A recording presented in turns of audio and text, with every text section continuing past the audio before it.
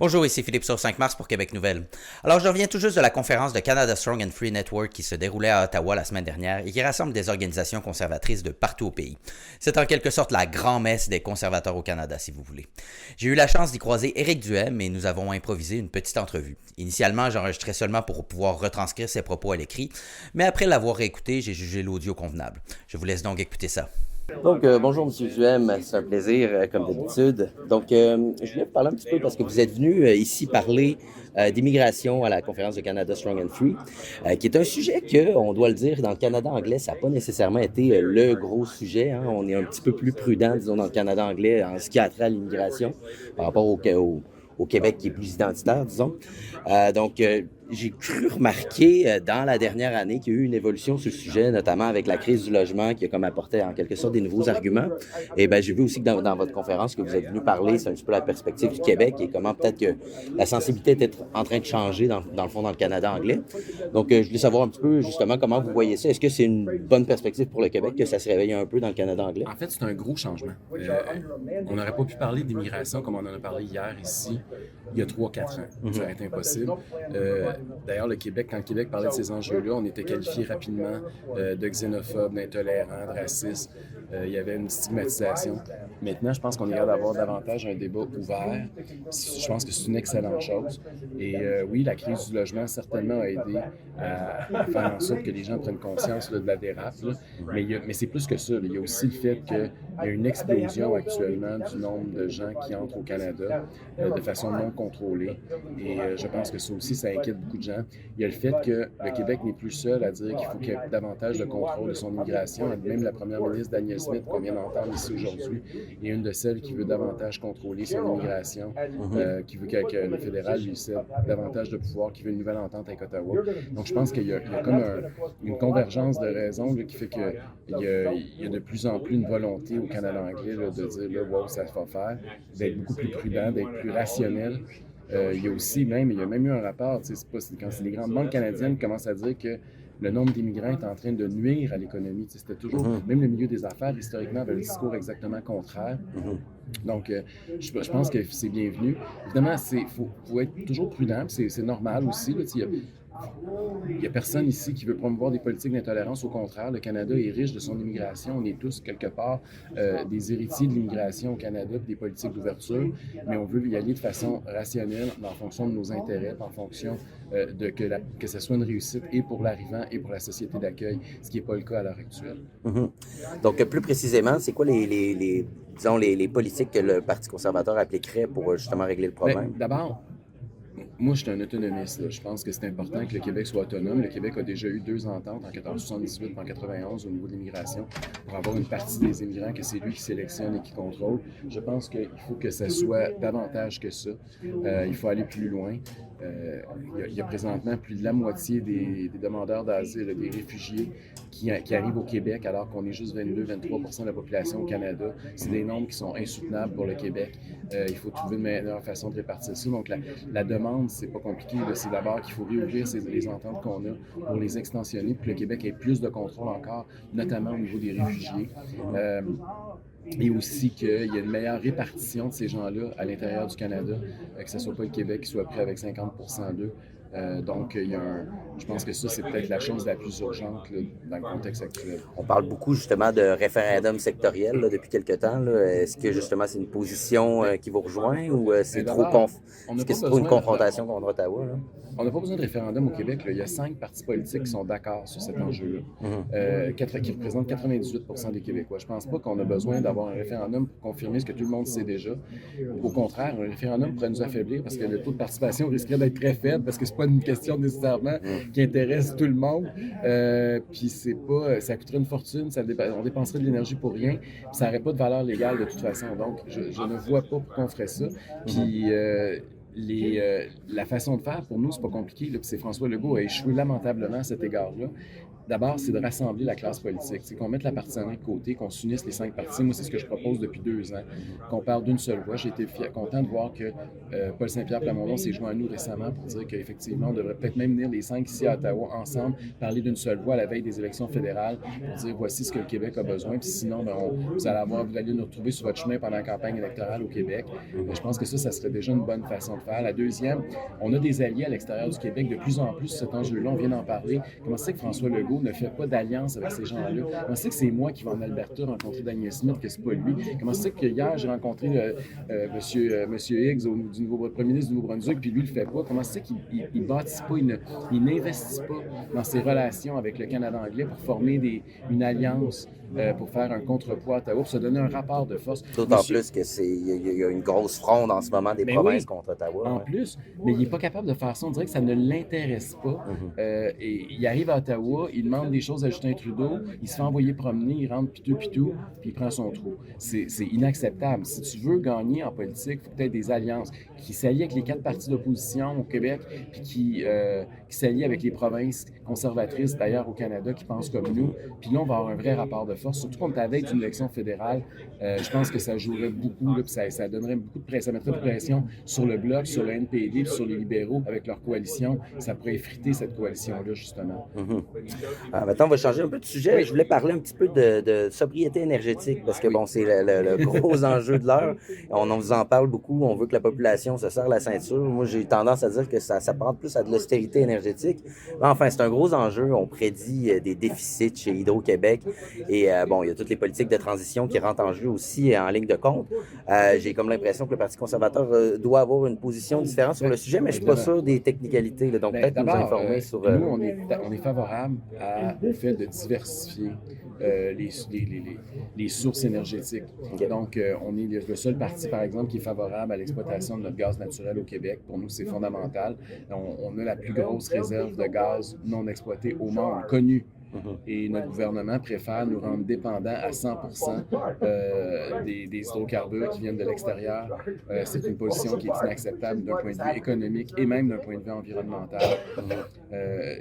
Ensuite de ça, on n'est pas contre. Il y a d'autres filières. Il faut étudier la filière nucléaire. On en parle encore beaucoup. Ici, en Ontario, on est dans une province où c'est la filière privilégiée. Il faut parler aussi, évidemment, de la construction de nouveaux barrages. La CAQ nous en avait promis en élection, ça fait presque 2 ans maintenant, puis ils n'ont jamais reparlé de ça. La diversité énergétique est importante et c'est pas au gouvernement.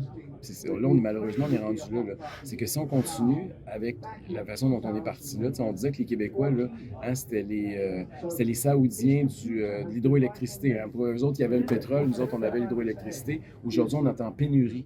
Ils ont réussi, on leur a donné la gestion à l'État de notre électricité, puis aujourd'hui, on se ramasse qu'on n'a plus d'énergie et on n'est même plus capable de subvenir à nos besoins, alors qu'il y a quelques années, on était vus comme les castors qui exportaient partout dans le monde.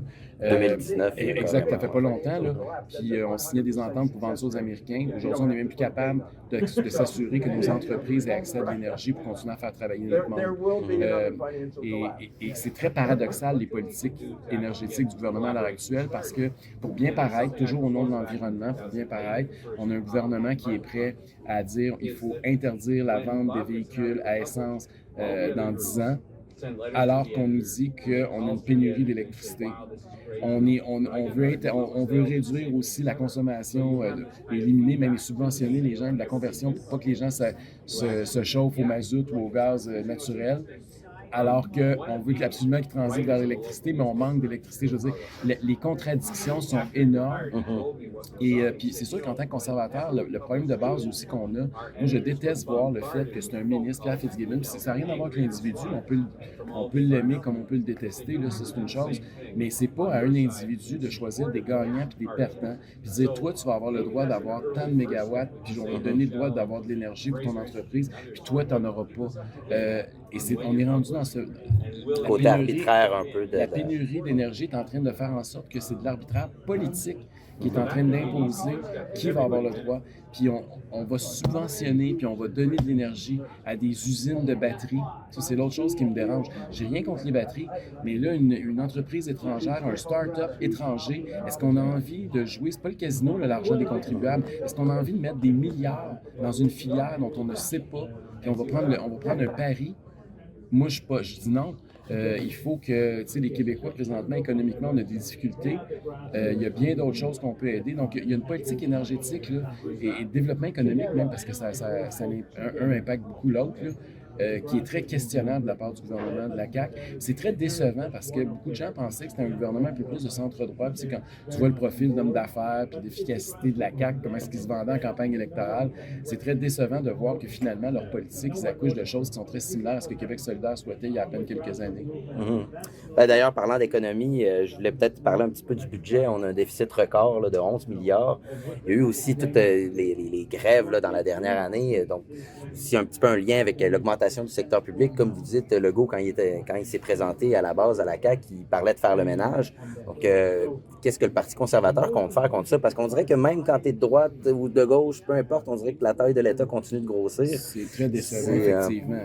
Juste pour donner un ordre de grandeur, là, la CAQ avait promis de réduire la taille, le nombre d'employés de l'État de 5 000. Juste dans la fonction publique, ça a augmenté de 10 000. Dans l'ensemble des employés de l'État, c'est 35 600. Ils ont perdu le contrôle, autant de leurs dépenses que de l'embauche de fonctionnaires. Puis c'est ça qui est plate, c'est qu'on demande aux citoyens de serrer la ceinture au niveau économique, au niveau de l'énergie, alors que le gouvernement, lui, il se gonfle, puis il est obèse plus que jamais. C'est ça qui est décevant, puis qui est choquant même. Dans l'approche de la CAQ, c'est qu'on a voté pour quelque chose, puis on a eu exactement le contraire. On a voté pour des petits conservateurs, puis on a hérité de petits solidaires. Et c'est un peu vrai à peu près à tous les niveaux. C'est la même chose avec un troisième lien à Québec. On s'est fait promettre un troisième lien. On s'est ramassé avec un tunnel qui est de transport en commun. On a voté pour deux hôpitaux privés en santé. Ça fait 1 an et demi, on n'a plus jamais rien entendu parler. C'est un gouvernement. On a voté pour un budget équilibré. On se ramasse avec 11 milliards de déficit, le plus gros de l'histoire du Québec. On a voté pour des gens qui connaissaient l'économie puis qui allaient gérer ça très, très serré. On se ramasse avec un gouvernement qui donne des milliards à la filière batterie puis qui donne même de l'argent à une équipe de hockey milliardaire américaine, à même nos taxes. Il y a quelque chose qui est complètement indécent dans ce qui est en train de se produire. Puis je pense que, on parle beaucoup des sondages, mais il y a une raison pour que le CAQ dégringole comme on n'a jamais vu. C'est parce qu'on n'a jamais vu un gouvernement aussi mal gérer l'argent des contribuables, puis être aussi menteur en campagne électorale par rapport à ce qu'ils font une fois qu'ils sont élus. Donc, je pense que le Parti conservateur est là pour rappeler à ceux et celles qui ont voté pour la CAQ, j'en suis, j'ai fait la même erreur, moi aussi en 2018, puis même les 2 élections précédentes, pour se dire, regarde, on s'est fait avoir, mais on ne se fera plus avoir, puis on va voter pour un parti qui joue à visière levée, puis qui dit, regarde, nous, on est des conservateurs, on s'assume, on veut réduire la taille de l'État, on veut mettre plus d'argent dans vos poches, puis on veut que les gens aient davantage d'alternatives, de choix. On veut favoriser, par exemple, un partenariat public-privé en matière de santé. Donc, on est le parti, puis on veut aussi exploiter, on veut créer de la richesse au Québec, on veut exploiter nos hydrocarbures. Donc, je pense que c'est le genre de message qui doit être très clair, qu'on a 5-6 gros engagements au Parti conservateur, on va les mettre de l'avant, puis tout ça dans un Québec qui est de plus en plus autonome, mais à l'intérieur de la Confédération canadienne. Puis je terminerai peut-être avec ça. Justement, vous parlez du déclin de la CAQ, mais le problème, en fait, ça dépend de quel bord du spectre on est, mais le déclin de la CAQ semble s'accompagner avec un regain du PQ qui n'est pas nécessairement justement campé à gauche. Donc, comment le PQ 2.0, le PQ 2.0 de la CAQ, je ne sais pas, mais c'est sûr que c'est deux partis frères à plusieurs égards. Là. Pour moi, le PQ, c'est la CAQ qui veut un référendum. C'est grosso modo, c'est à peu près ça. Là. Et, c'est les électeurs de la CAQ qui présentement désertent, s'en retournent au Parti québécois. C'était des gens qui arrivaient du Parti québécois. On sait que la CAQ, c'est un parti qui est constitué de beaucoup de péquistes, à commencer par le premier ministre lui-même, qui est un ancien ministre péquiste. Et donc, la première chose qu'on fait quand on est déçu de notre partenaire actuel, c'est que souvent on retourne avec notre ancien partenaire. Mais ça dure normalement pas très longtemps, parce qu'on se rappelle pourquoi on avait abandonné notre ancien partenaire aussi. On cherche un nouveau partenaire. Et là, c'est là qu'on va peut-être entrer en ligne de compte. C'est là qu'on veut proposer à ces Québécois-là déçus une nouvelle maison politique.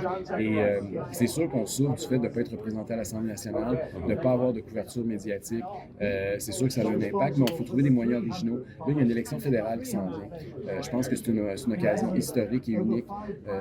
C'est rare que les conservateurs gagnent au Québec. Je pense que là, on a une réelle chance. Il va falloir que les Québécois qui deviennent de plus en plus insatisfaits de Justin Trudeau réalisent que le Bloc québécois, c'est un allié objectif des libéraux de Justin Trudeau et que s'ils veulent un vrai changement, présentement, le seul qui l'offre, c'est le Parti conservateur du Canada avec Pierre Poilievre.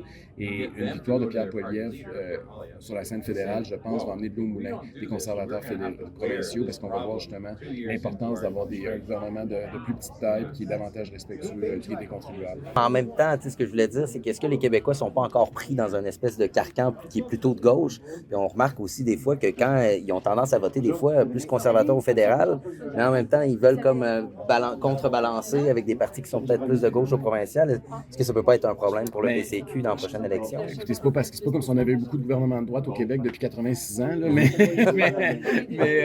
non, mais je pense que non. Je pense qu'au contraire, il y a une convergence, puis je pense qu'il faut que les Québécois fassent partie de cette nouvelle réalité-là. La réalité est en train de changer. Il y a des enjeux qui émergent qui sont différents. Puis il faut que les Québécois entrent dans la modernité, puis je pense que ça passe par un Parti conservateur du Québec fort. Merci beaucoup. Toujours un plaisir.